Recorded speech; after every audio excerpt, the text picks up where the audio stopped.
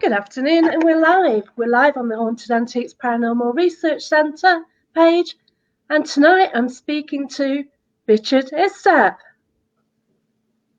So how are you, Richard? I'm doing well. How are you doing? I'm doing fine, thank you. I understand that you've got to go to work after this. That's right. I have an afternoon teaching the fire department ahead of me. Wow. And how long do you think that will take? It'll go till early evening, I think. Late afternoon, early evening, usually. Right. You keep yourself so busy, don't you? Yeah, I do. Can you tell me a bit about yourself then? You know, you're doing books, you do TV shows and everything. Sure. Well, I've been a paranormal enthusiast since I was a young boy, and have only been writing about it for a few years now, 5 years. But I've written 20-something books on this field, and I moved from Leicester, where a big shout out to everyone that's in Leicester right now, by the way. I'm thinking of you all. I moved from Leicester to the US in 1999 and continued to do paranormal research here in the States when I came over. 20 years later, I'm still doing that. I make my living as a paramedic. And when I'm not writing, I do TV shows like Haunted Hospitals, Paranormal 911, Haunted Case Files, which is called Paranormal Investigators when it airs in the UK. And my new show coming out hopefully later this year, if not early next year, is Paranormal Night Shift. Wow, that'd be brilliant. Hi, everyone in the chat. So how long have you actually been out investigating? When did you first actually start going out investigating yourself? Because you said you're interested from whenever. Yeah, 1995 was the first time I started investigating. I've been fascinated since I was a boy, but there was a group in Leicester run by a paranormal investigator called Andrew Wright. Andrew was a great guy. I always describe him as the Keith Richards of the paranormal world. Looked and dressed like a rock star. Wow. And this was long before you couldn't throw a rock without hitting a paranormal team, you know. I think we were the only one in the Leicester area and the surroundings for quite a while. So we would investigate private help cases and locations that we'd heard about and had a good time doing it. I bet it was hard to talk to your friends about that though, was it? Because it was a different interest in those days. Yeah, I've never cared, honestly. I mean, like, I know that people think it was a strange hobby. It really went mainstream. That's what's surprising to me. When I began in 1995, yeah, it was seen as a strange way to spend your time. I was also in the TA, so I spend my weekends either running around the woods with an SA-80 assault rifle or, looking for ghosts in an old building. And I think people just thought, he's a strange guy. Why isn't he up the football like the rest of us? But thanks to the explosion of paranormal TV in 1999, 2000, suddenly this became, paranormal tourism became a thing, right? And now nobody bats an eye if you tell them that you're going to go spend a weekend looking for ghosts. Yeah, it's quite an amazing, it is really amazing thing to do. And people just don't get it, do they? Unless they've actually experienced anything. Yeah, I think people are fascinated with it. I've done a few public events, attended a few and as a speaker and as a guide, and I've done a few in Britain. I work with Hazel from Haunted Happenings. Say that 3 times real fast. She was kind enough to let me come along to some of their events. They're a great group, and I like the way that that it's possible to give people who've never done this before a taste of what it's like, without them dropping hundreds of pounds on equipment that they probably don't need anyway. So more and more people are coming around to seeing this. And I do think that there's a downside to everything, but a lot of good historic locations are only able to keep their doors open because they're allowing, the paranormal to become a part of their world. Yeah, that's right, because it does give it a good income at the weekend, doesn't it? As, obviously pre and hopefully after COVID. I want to thank a few people joining us. Thank you, Justin Clifford, Anna Hubbard, Patricia Gerard, Denise Sabrelli Blood, Susan Milson. Hi, Wild Bill. Hi, Lois. Hi, Roy Taylor. Gary. I think you've probably met Richard, have you? Gary actually goes to Sage sometimes. Hi, Gary. So he's a medium. Hi, Abigail. Thanks for joining us. So What's your favourite location then? Shall we start off in the UK? You're writing a Oh book man. about one of the locations. Yeah, I'm always writing a book about a British location and an American location. I'm lucky enough that when we're not in the middle of a pandemic, I get to come home to the UK. The UK is always home to me, despite me making my home in the States now. And I'm usually doing it to research somewhere in the UK and then somewhere in America as well. So it's tough to call. In the UK, I'd call it probably an even split between Jamaica Inn and Bodmin Jail, both of them in Cornwall. Wow. I'm just in love with Cornwall, you know. Although watching the news, I wouldn't be jumping in my car and driving down there to holiday right now, as I see people that do it. But enough about that. So yeah, I would have to pick Jamaica Inn or Bodmin Jail. A big shout out to Corrine from the Jamaica Inn Paranormal Research team. I saw that she was feeling poorly today, so a big shout out to you. But those are my two favorite British cases, you know, and they're very different. Like Bodmin Jail seems to be a darker, more kind of intimidating haunting, but it's an amazing location. And now that they're turning the jail into a hotel, I can't wait to see what that does to the energies there. And Jamaica Inn, it's a haunted pub, right? Who can say no to a haunted pub, especially one with so much history? That's right. I haven't investigated down there because when I have been down there, I wasn't into the paranormal then. So I just went and had a meal at Jamaica Inn and, you know, but yeah, I just love to go down there, try and make it a proper trip, obviously, for, you know, for me, it's a long way to travel. For you, it's crazy. It is, but it always feels like coming home to me. I think I'm the only person with a smiley face when I get off the plane at Heathrow and it's grey and raining. You know, all the sunshine like we have today. It just doesn't feel quite right to me. That's 25 years of the Leicester boy in me. Oh, bless you. So what do you miss about the UK then? I miss pubs, for sure. I miss my family and friends. It's a different culture, right? I love Americans, I really, really do. But I do get very homesick sometimes. So I'm lucky in that I get the best of both worlds, getting to come back across the pond once or twice each year, and get my English back on. It takes me literally 15 minutes to get off the plane, and then once I'm in a taxi at the airport, my Leicester accent comes back out. It's my wife finds it hysterical because a lot of English people will say to me, "What's happened to your accent? You know, what is that? It's not American. It's not English. What is it?" And it takes me as soon as I start talking to the taxi driver, it's, you know, "You're right, mate. What's going on? How's Leicester doing in the football league?" Everything. And my wife looks at me like I've grown a second head. So, you know, I'll always be a Leicester boy. Yeah, I tend to pick up accents though. If you're surrounded by enough people with one accent, you kind of do change your words a bit, don't you? You can. You don't know you're doing it. Like, not as natural to you. Hi, Annalise. Hi, Abigail. Hi, Lisa. Thanks for joining us. Okay, I've got a nice question from Lisa. Have you ever used a dog in a walkthrough? Hi, Lisa. You know what? I haven't. It's a great tool to use, I think. I tend not to take my dog to investigations just because I'm such a dog person.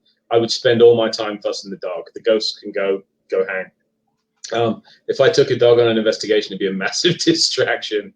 But I do know, talking about Bodmin Jail again for a minute, the last time I was over there, I talked to a cab driver, and he told me that he'd taken his dog when he went to visit the jail a few years before as a tourist, and could not get his dog past a certain point in the hallway. It dug its claws in, started growling at something that wasn't there, and refused to go a step further into the building. So they are good indicators that something unusual is happening sometimes. Yes, I had that experience in my old pub with the German Shepherd. He wouldn't go down the cellar. And yeah, just the same. He just wouldn't, and that was that. And I certainly wasn't going to make him. So what's your best location in the US then? Like spoiled for choice. I think I always go with Asylum 49 in Utah, just because that's kind of, I go back there every Halloween and I spend every Halloween locked down at that location. It's an old hospital that is now a Halloween haunted house attraction, you know, where people will go and they'll dress the actors up as monsters and they'll jump out and scare people. Just so happens it's really haunted. So the fun for me is that I get to work in the haunt until midnight. So I'll dress up as a zombie of some kind, and it's full contact, so they have to sign a waiver to come through, which means I get to grab people and sling them around, and in a safe way, of course. And once I've given them the scare of their lives, at midnight, everybody leaves, and we go investigate the haunting until sunrise. Hi, everyone. Fantastic. I love Anne's question. Am I any good at singing? I am literally the worst singer on the face of the earth. Oh, that's disappointing. I was going to ask you that question. It's such a cool question, isn't it? I like that. Yeah, I know Anne from the centre. Met her once, I think, but hope to investigate with her at some time. Okay, so if you're looking to investigate out of the UK and US, what would your dream place be? I'm a big history nerd, so I would love to go do something at Waterloo.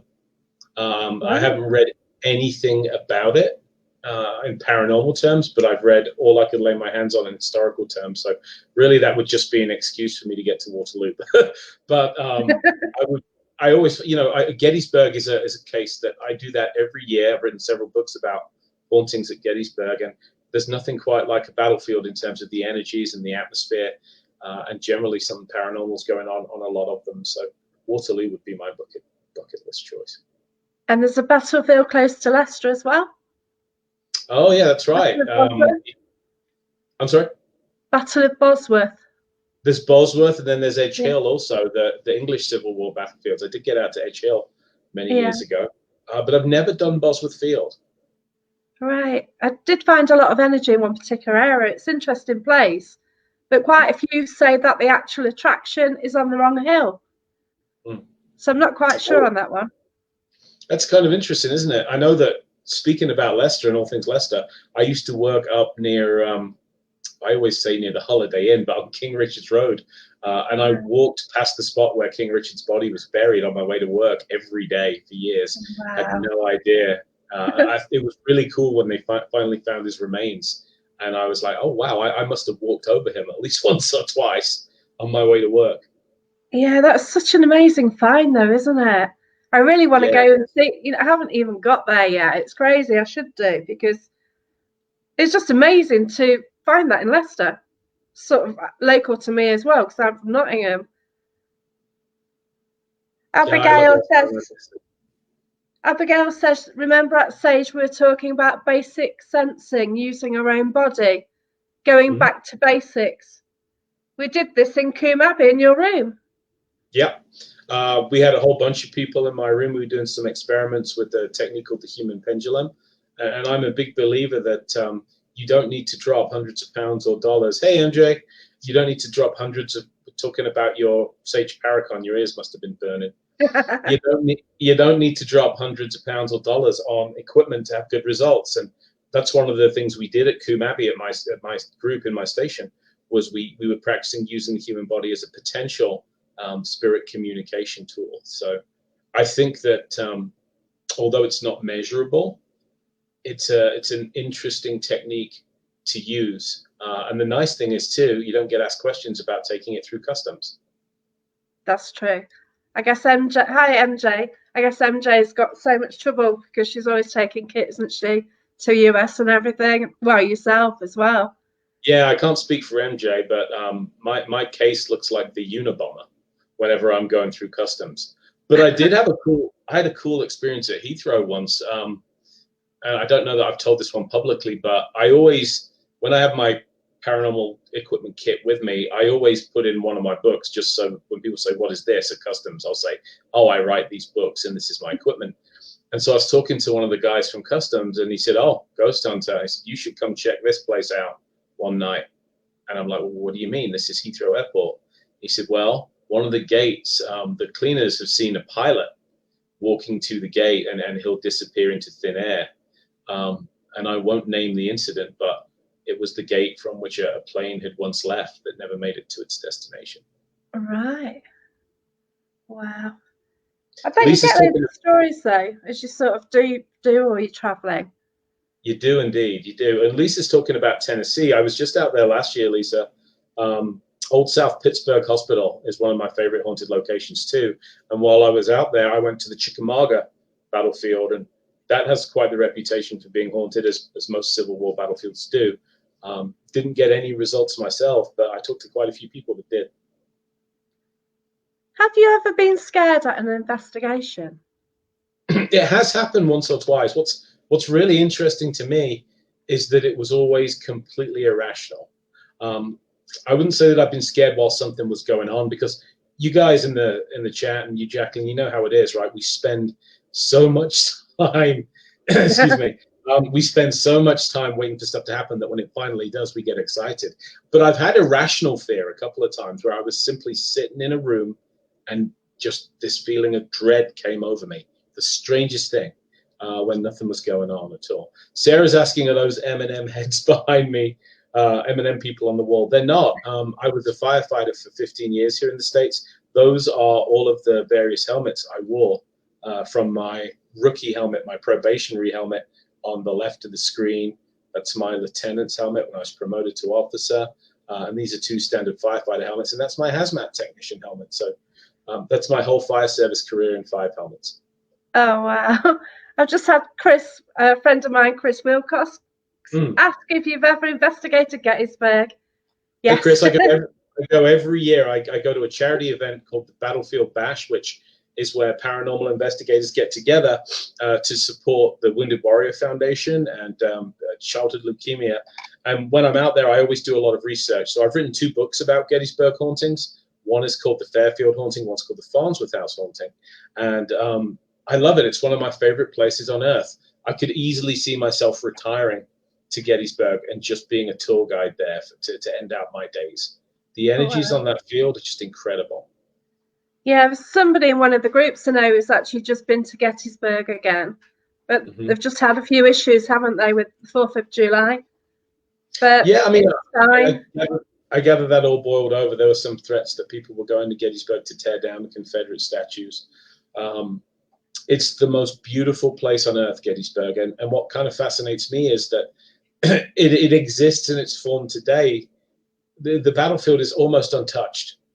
There are monuments everywhere, of course, but you can still walk the same ground the soldiers did. You can climb the same hills. You can get an appreciation for what it must have been like.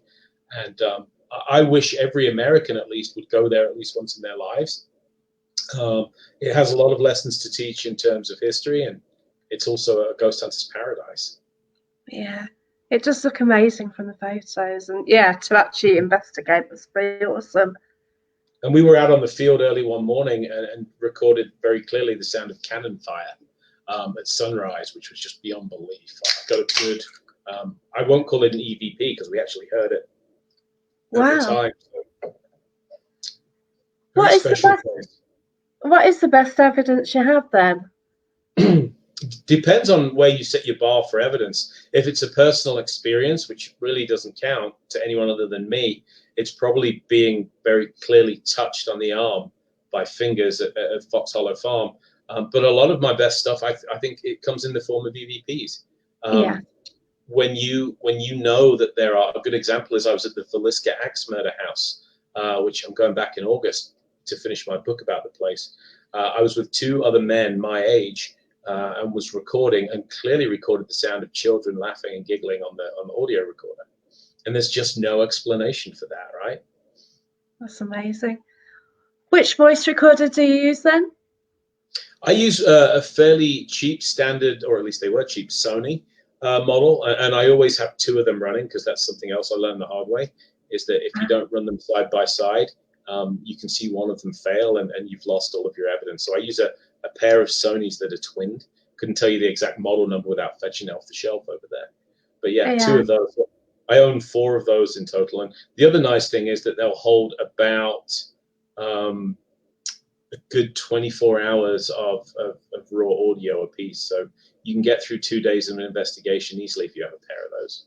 Oh, that's fantastic. I bought the newer version of the DR60. I forget what number it is, but obviously it's not the DR60. And that's only got like 60 minutes. I you know. miss I miss I miss the days of magnetic tape, and yet I don't. But you know what I mean.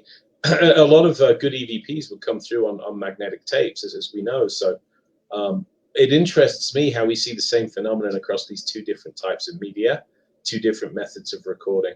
But I knew a lot of old school ghost hunters that were adamant that they would never go to digital voice recorder, that they would always go to factory fresh tapes while you could still get them. I don't know if you can get them anymore.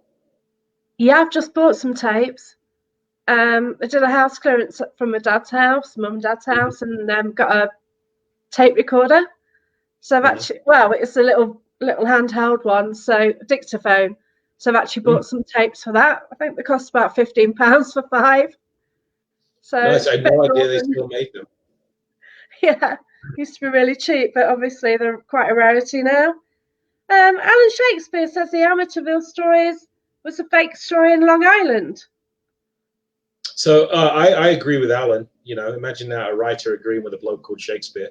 I agree with you, Alan. It was, in my opinion, a fake story. I mean, if you delve into it and look at the evidence, it looks more and more like a couple that got in over their heads with a mortgage they couldn't afford, and then cooked up this whole story to convince the world that our house is haunted and so on and so forth.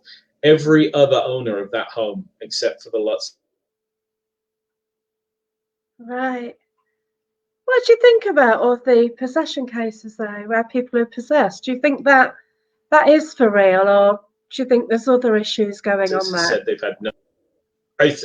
I'll choose my words carefully. So here in the US, one of the big differences between Britain and the US, and I don't mean to be disrespectful here, but the word demon gets bandied around so much here in the US, and it's only happened in about the last 10 years. And I lay that at the feet of a certain TV show that seems to find demons every week. I think that possession is a genuine phenomenon. I don't think it's as common as certain shows would have you believe. And as a paramedic, I've seen patients that mimic or have the same symptoms and presentation as someone you would call was possessed, and they're deeply mentally disturbed. With that being said, when I work on paranormal 911 and haunted hospitals, we've talked to a number of first responders and medical providers who have dealt with patients that acted in a way that mental behavioral emergencies just couldn't explain it.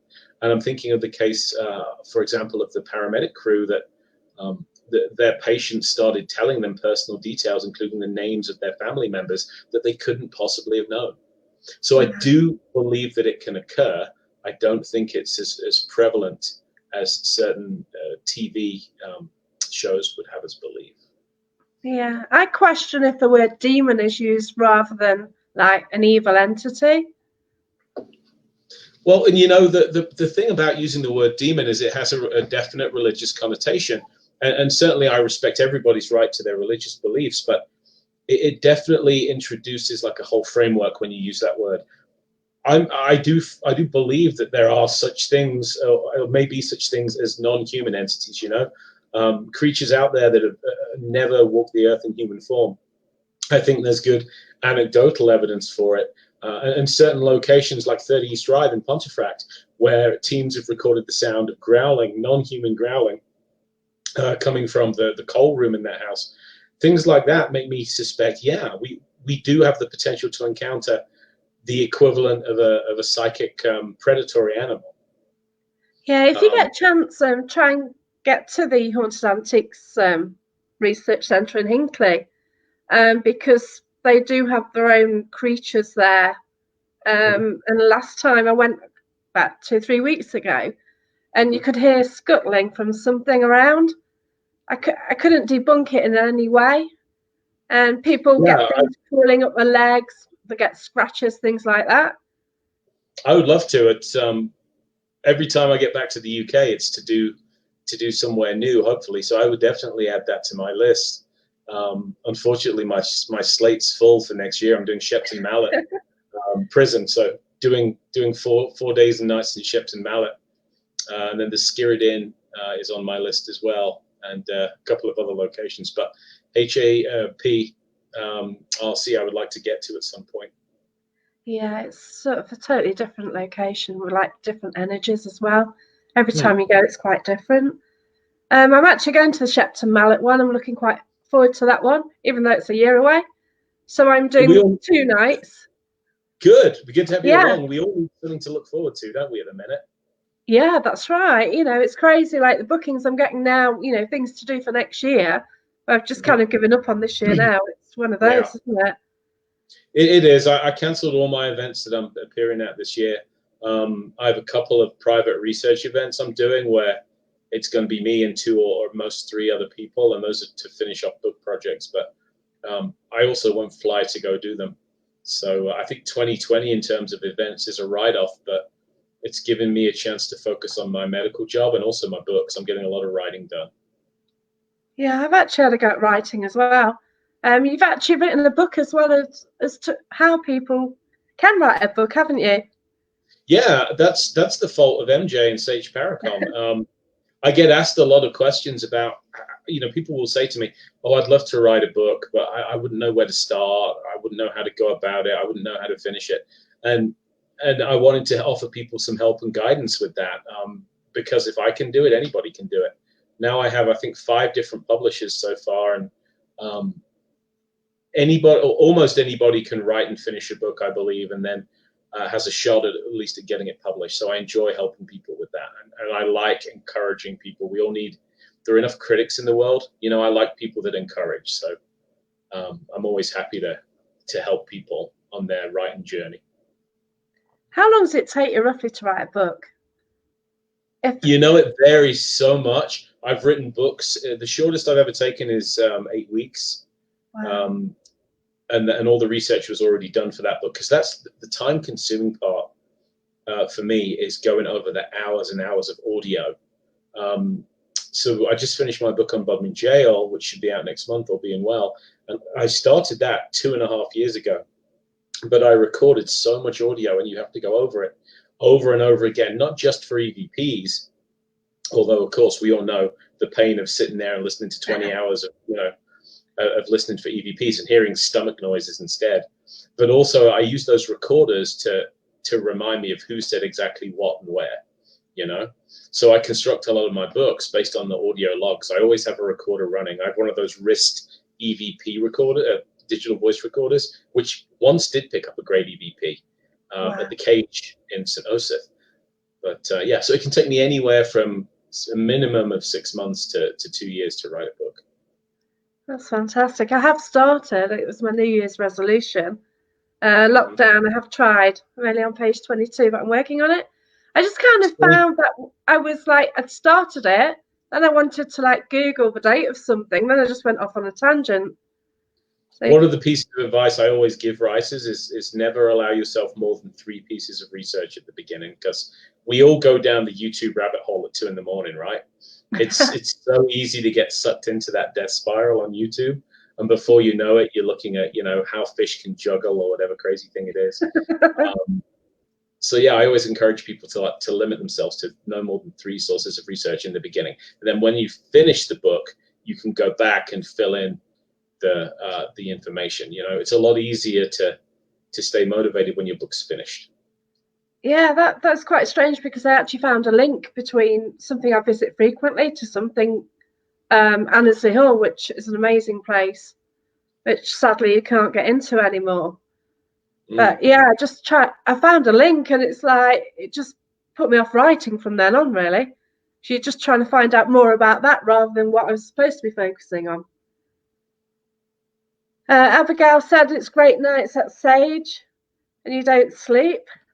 That's absolutely true. They are great nights at Sage. I was gutted to see it cancelled this year, but absolutely the right thing to do in terms of everybody's health and safety. So it just means we're going to have to be twice as Larry, as we would say in Britain, next year, right? I missed that word, Larry. Yeah, it's a good word.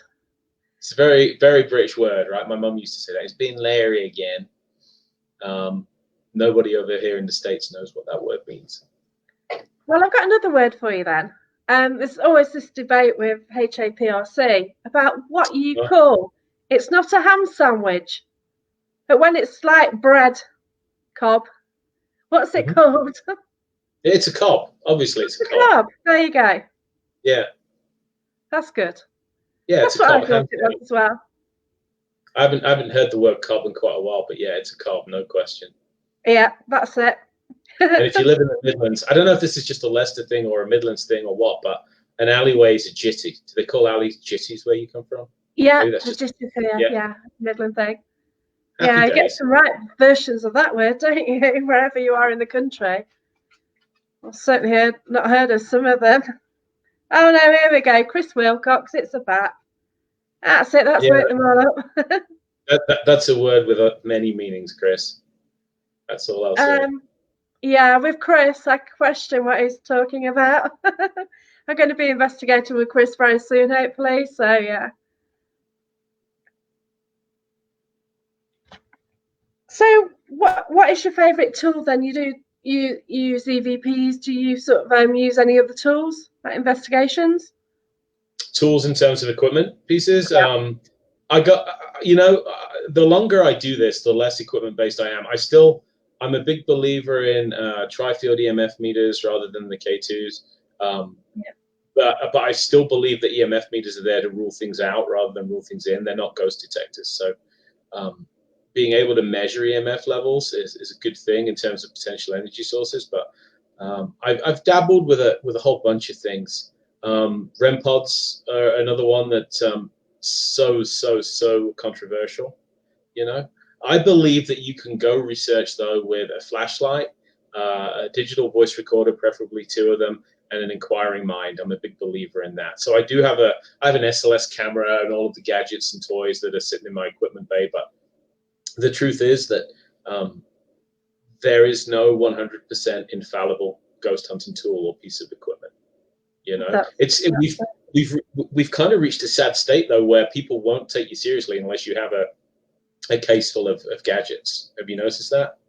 Like they I like expect my it. toys, but What's that? do you pick anything up yourself, sort of from a mediumship perspective? So very much rarely. I'm about as psychic as the average breeze block. So I do work with people that are sensitive, and I do like it when they are able to come up with an impression that I can then verify with research by delving into property records and stuff like that. But we have a lot of individuals out there, I think more now than ever, that claim to be sensitive, and many of them genuinely believe that they are. And unfortunately, when you test that, it more often than not ends with very vague information or disappointment. And I do believe that there are genuine mediums, genuine psychics out there. And I think it must be so frustrating for them that people have the expectation that they can just flip this on and off like a switch. I'm going to power up my mediumship abilities and tell you there's a guy called Jeff who died in 1902 with a bullet in the head. And of course, that's not how it works with the genuine ones. So I think you have to find someone who's trustworthy and reputable. And by that, I mean, I like to work with a sensitive that's delivered proven results in the past. And then you have to be very forgiving when they're not able to get the results that you would want. Hi, Annalise. Thanks for joining us. Annalise Wise says there's a new body cam out at the moment. Would you try that? Absolutely would. In fact, that's probably the next thing I'll buy. I've had a number of experiences where I've seen something that I wish I'd been recording at the time. The idea of a body cam that's recording wherever it is you're facing is a terrific idea, and I think that we as a field, I want to call it as a profession. Some are more professional than others, but I think we as a profession should go in that direction. I'd like to see that as a standard on all paranormal investigators eventually, if we can afford the equipment. Yeah, that's right. It is hard though, because you get the personal evidence and it's just a load of stories, isn't it? Yeah. And it's how much you actually trust the storyteller. To a point. And again, it's the worst form of evidence. If you go to a court of law, eyewitness testimony is the least reliable. I do like Anne's comment there, spirits don't always want to perform on cue. It's absolutely true. In fact, sometimes they seem to take almost a perverse desire and waiting until your recorders are off, don't they? I think most of us have a story like that. And my favorite comes from my friend John Tenney. I don't know if the show Ghost Stalkers ever made it to the UK, but John is a terrific lecturer and paranormal investigator. And he wrote the foreword for my book about the Farrar School, a haunted school in Iowa, and he had spent the entire day doing research at the school, and nothing, not a thing. And so he got kind of frustrated. He put in 8 hours, nothing was going on. He called it a day. As he was walking out of the school, he said to himself under his breath, "This effing place." And then when he played back his audio, he did the whole, 8-hour EVP review, nothing, nothing, nothing all day long. And after he said "this effing place," a male voice came up and said, "F you, Tenny." Wow, You that's know, impressive. yeah, and it was almost a case of, we're not going to do what you want us to do on your schedule. So I think we're privileged when they do interact with us. We're privileged to get just the tiniest piece of evidence, and it's important to remember to be grateful for that. Yeah, how many EVPs have you got though, where they'll say "get out" or similar words to that effect when you arrive at a location? I've always wondered, get out, something that everybody gets, isn't it? We all get that EVP at some point in our career. I've also wondered though, and this is thanks to a guy called David Roundtree who put this idea out, and I'd never considered it before. Maybe they're warning us, as opposed to being angry and saying, "Oh, get out of my hair." Maybe they're telling us, maybe you shouldn't be doing this right now. Maybe there's something going on that you can't see. Maybe they're telling us to get out for our own safety. I've often wondered about that since David made that point. Yeah, but maybe they're also wondering who we are, because it's strange. Like, how do you think they see us? Yeah, it's tough to say, isn't it? And yeah, we only get these snatches of conversation on EVPs. So at best, you get 2 or 3 words most of the time. So there's a lot of assumptions that we put out when we interpret EVPs. Yeah, it's quite amazing. If somebody's watching and they would like to know how they should start, if they want to look at paranormal, where do you think they should start?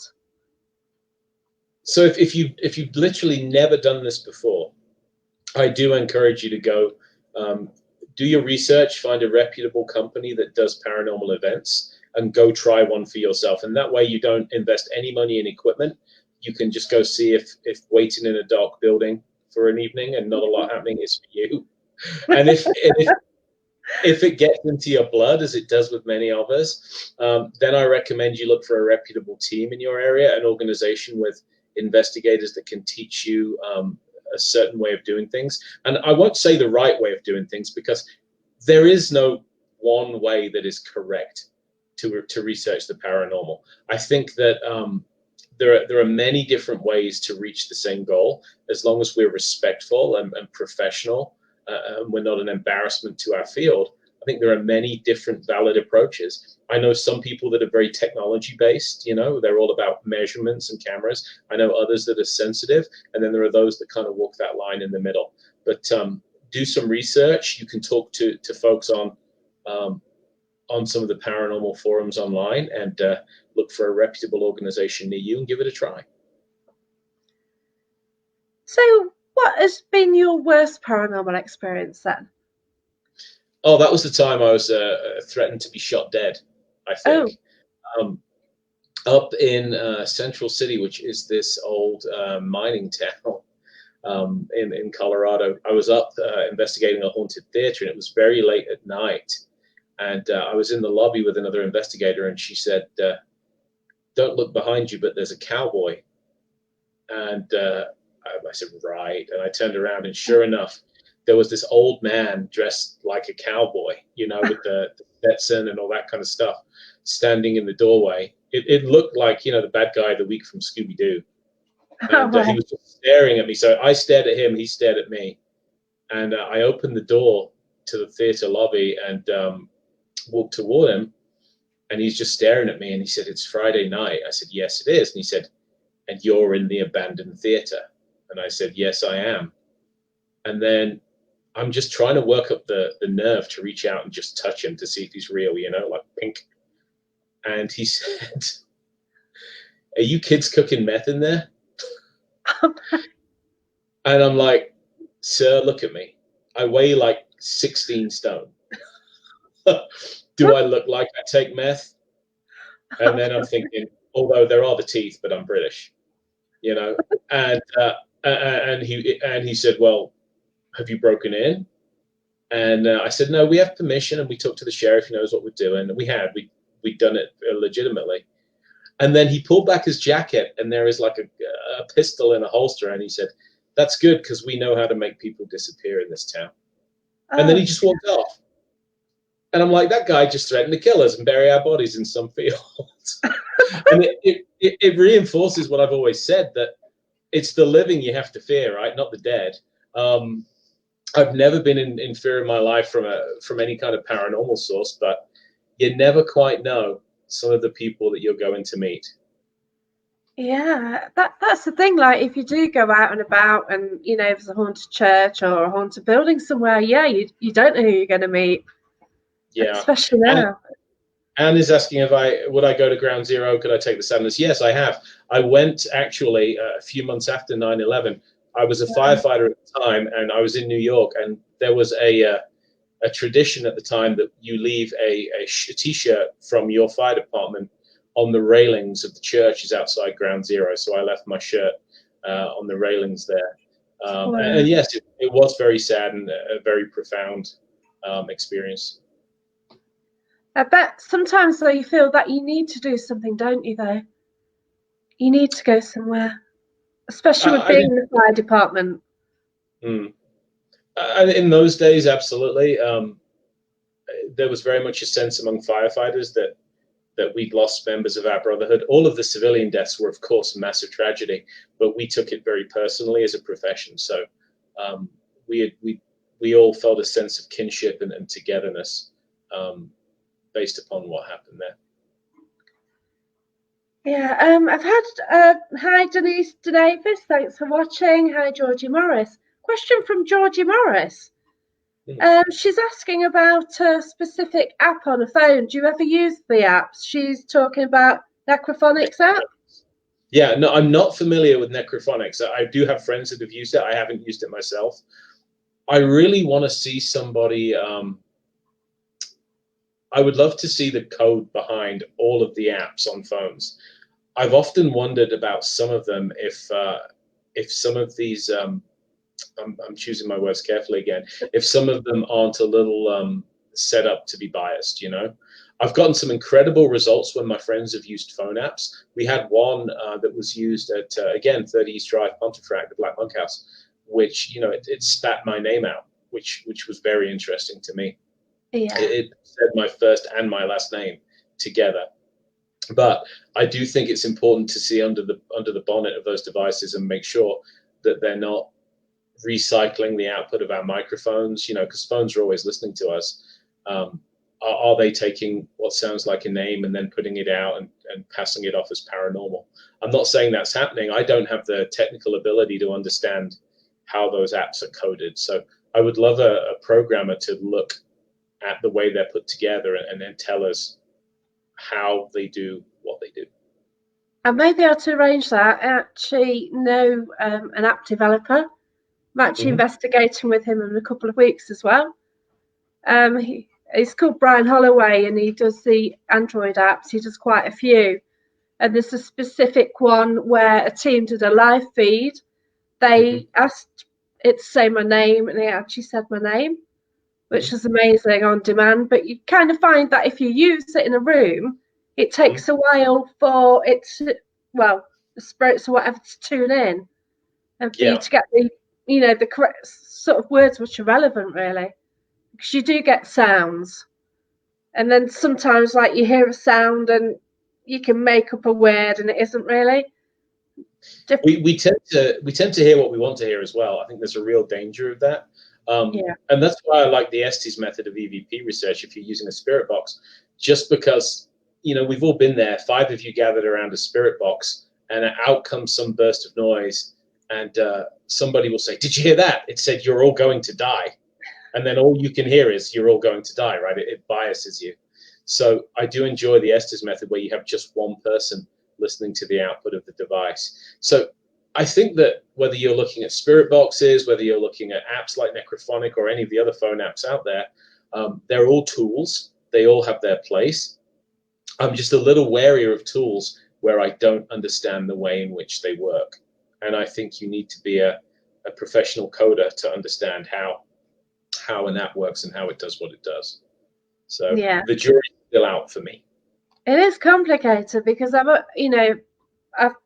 I've heard how it's done, but I'm not technical inclined. I Mm-hmm. do some more figure work than code, so yeah, it's not the way my head works, so it doesn't help. Mm-hmm. So, what are your future plans then? In the short term, once we're finished, my plan's to Yeah, go to the fire training center and teach the fire department how to try and revive dead people. My longer term plans are, right now I'm still working as a paramedic, so I'm trying to do my part as everybody is in the yeah, current situation. And just survive 2020. I think that's everybody's longest term plan, isn't it? Let's just get through this year in one that's piece. right. And also, I think help as many other people as we can along the way, and above all, to be kind to people, because this is bringing out the best in people and it's bringing out the worst in people, which, fear and uncertainty tends to do that, doesn't it? Yeah, And so in the long run, I've still got a few books to finish this year. I'm finishing a book on the Monroe House in Indiana. Interesting house, which they have human remains buried in a crawl space under the house, and nobody knows who they belong to. And right. supposedly occult rituals were carried out there during the 80s and 90s, which is a very interesting place. I spent 4 days and nights investigating that last year. My book about the Villisca Axe Murder House, and I just finished the biggest book I've ever written.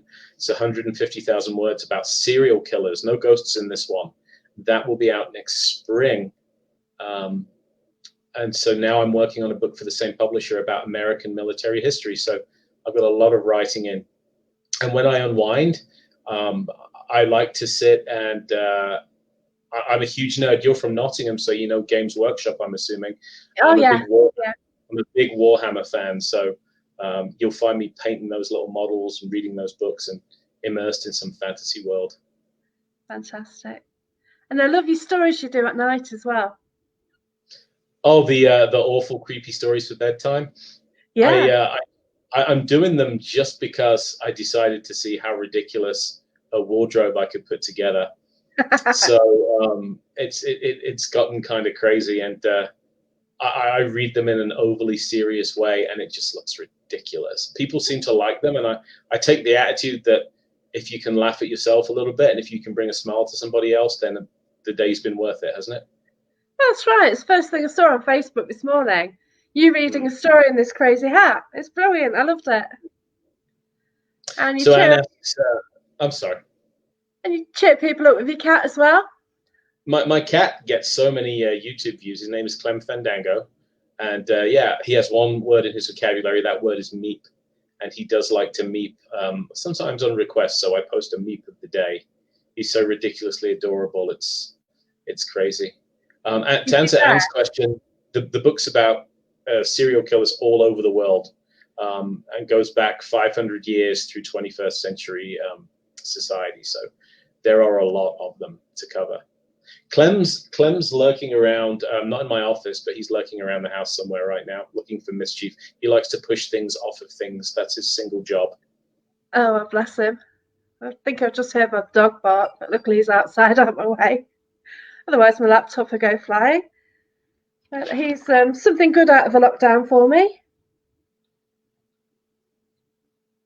So, who's the most mind-blowing person that you've actually encountered within the paranormal field? Within the paranormal, mind-blowing person. Like, Mm. that's a really good question. I'm having a think. There are so many decent people in this field, and I will say this: like, I think we're all kind of guilty of paranormal drama, right? Oh We dear. like nothing better, and I say we, I mean as a group of people, than to point fingers and tear other people down. Sometimes I get it; those people deserve it, but for the most part, I'm a big fan of those who are trying to promote unity. And I know para-unity is a term that gets people, up in arms. Sometimes they'll say there's no such thing and all that. I think that there are those who are willing to work with others, that are willing to teach others, and that are always positive, and they are focused on moving our field forward. So I like people that do that. I'm a big fan of the guys at Haunted Magazine, Paul and Andy. I think if you can get past Paul's horrific sense of humor, I think that they do a great job in the field. We have people like Morgan Knudsen out of Canada, Wes Coleman, who are great investigators and great people. I love the people that are working away quietly, just not trying to get their faces on TV, not trying to get famous, not trying to get YouTube views, but they're just trying to find out the answers to what is behind this whole ghost thing. Where do we go when we die? What happens? I love those kind of people. And I love to sit and talk with people like that at events when I go to them, and I've learned so much. So I like the teachers, I like the builders, I like the ones that build people up rather than tear them down. And there are a lot of them in this field.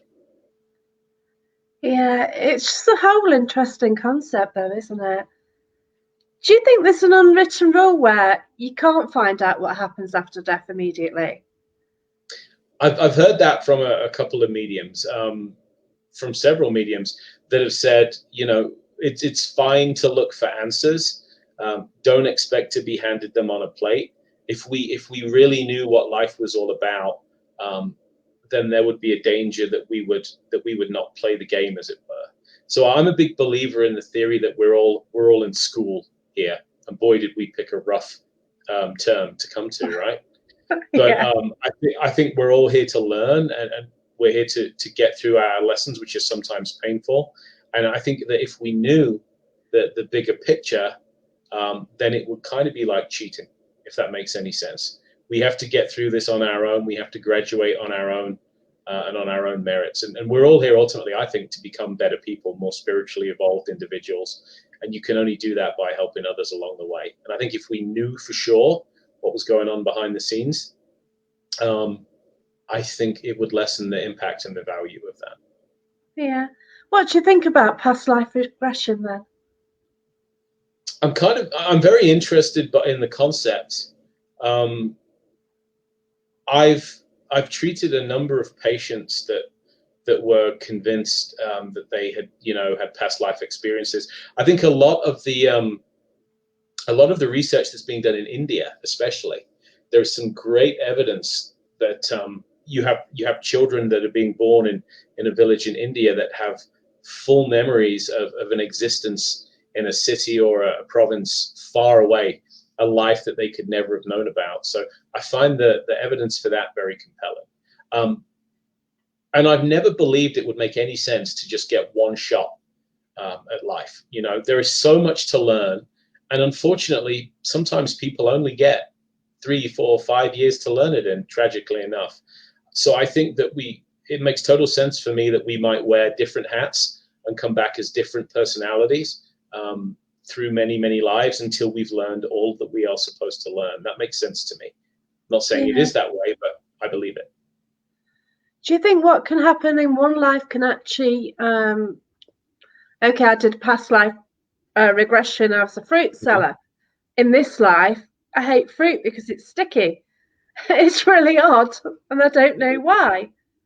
And I wonder if it's like certain things, if it exists, if it does affect you in modern day. Yeah. I heard somebody who said in a past life he was a hairdresser, and I said, "Tell me the highlights." Right, that's my Paul Stevenson joke. I do kind of wonder. I think that the memories themselves would need to be blocked.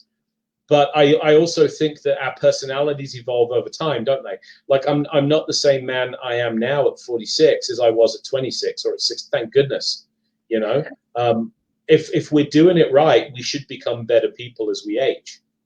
And I also think then that if you follow that logically, that train of thought, we should become better people as we evolve as we move from life to life to life. We should become more spiritually involved. So yeah, I find it very believable. Yeah, it's very interesting. I've kind of become more spiritual as time goes on, because the things what do bother you as a child, going through your teenage life, things like that, they're not anything now, are they? Things are important then and nothing, are they? You can say the same for the most part about last week. Like you can pick almost anything that really got you so upset, so angry, you know. And there's that whole rule about if it won't matter in 5 years' time, why should you give it 5 minutes worth of attention now? I think about things that I've just gotten enraged over in the past. You know, that was so unfair. How could this happen to me? It's ruined my entire day. And then even just 2 weeks later, it's all forgotten. It's a storm in a teacup. So I think that appreciating the grander scale of things, you know, you look over the space of one lifetime, and most problems that we have, not all, but most problems are temporary and they're relatively insignificant. And if we were to truly live out multiple lifetimes, it ultimately means there are no real problems, right? They're just learning opportunities. Yeah. So when you're in the UK, did you follow a football team? Nope. No. Sorry if that earns me some hate. I'm not a fan of football. I am a rugby fan. So Leicester Tigers was my team, is my team. Right. Yeah, rugby helped give me this face. I used to play a bit of club rugby as a younger man. So yeah, Tigers fan. It was great the year that Leicester City won the league, and like they came out of nowhere, and it was the most amazing success story. I thought that was pretty cool, but football is not my thing. Right, okay, but you don't get much rugby out there, do you now? You know, rugby's huge in the States. It's huge. Yeah, it's very, very popular. So you don't have to go that far to find a rugby game, thank goodness. Oh, that's fantastic. I didn't realise that, because obviously there's baseball, there's basketball, there's football, which the American style, yeah? Mm-hmm. Oh. So what do you do in downtime then, when you're not writing, when you're not working and doing everything else? I already talked a little bit about how I'm a huge Warhammer fan, and I'm a nerd. So my whole house looks like a child went out with a credit card and bought every piece of Star Wars merchandise on the planet. I'm a big science fiction fan. I like to read. I like a good book, I think, more than anything else in the world. So when it snows here, as it often does in Colorado in the winter, I'm happy if I'm sitting in front of the fire with a cup of tea and a good book. Like, that's all it takes to make me happy in the world. Good book, fireplace, cup of tea. Because I've turned into my own granddad. Bless you. And what would your favourite holiday location be? A beach? Holiday location? Oh God, no. I'm a child of the 70s in Britain, so I was made. This sounds awful. Sounds so ungrateful. I was made to go on the cheapo Spanish holidays. You know, any British kid of the 70s knows exactly what I'm talking about, right? Yeah. We're off to Torremolinos. We're off to, you know, Mallorca or Mallorca, or however you spell it. We're off to Spain, and I would have to sit on a beach for 2 weeks, bored out of my mind. I think that's where my love of books come from. But in order to control me, my mum and dad would just like pack 10 books. I would get a book budget, and they would. I mean, I get it too. They worked really hard. My mum was an overlocker. She worked in a textile factory in Leicester. You know, if ever a person deserved a holiday to sit on a beach for 2 weeks and do nothing, it was my mum. So, but as a kid, you don't get that, do you? So, so they would keep me quiet. And I used to get like those old comic books. Like, I like stuff like The Victor and Warlord and Commando. You know, all kind of things with Nazis getting machine gunned.